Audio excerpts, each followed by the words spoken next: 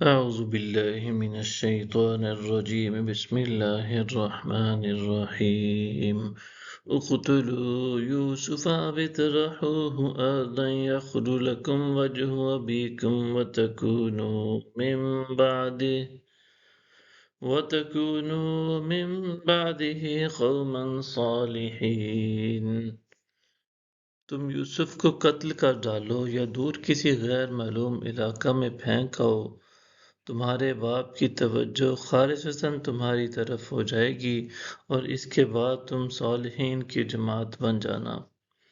قال قائل منهم لا تقتلوا يوسف والقوه في غيابة الجب يلتقطه بعض السيارة إن كنتم فاعلين۔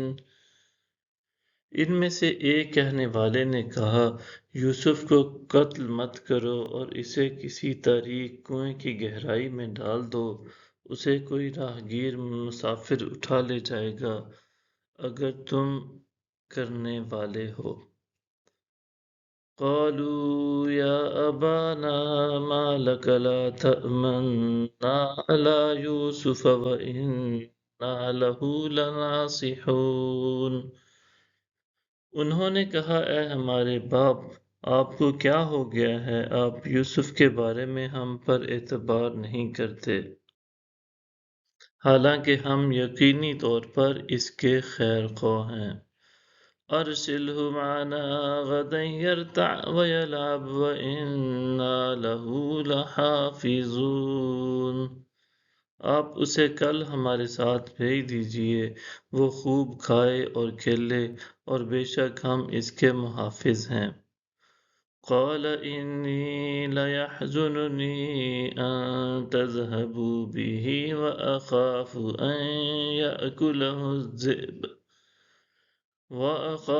أن يأكله الذئب ولو أنتم عنه غافلون۔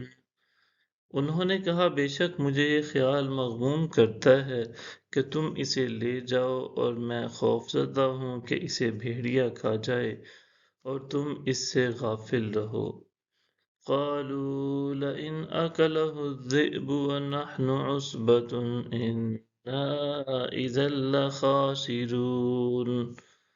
وہ بولے، اگر اسے بھیڑیا کھا جائے حالانکہ ہم ایک قوی جماعت بھی ہوں تو ہم تو بالکل ناکارہ ہو گئے۔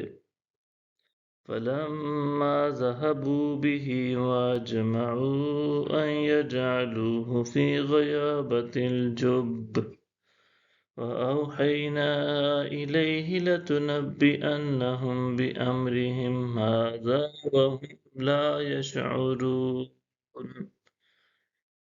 پھر جب وہ اسے لے گئے اور سب اس پر متفق ہو گئے کہ اسے تاریک کنویں کی گہرائی میں ڈال دیں، تب ہم نے اس کی طرف وحی بھیجی کہ تم یقیناً انہیں ان کا یہ کام جتلاؤ گے اور انہیں شعور نہیں ہوگا۔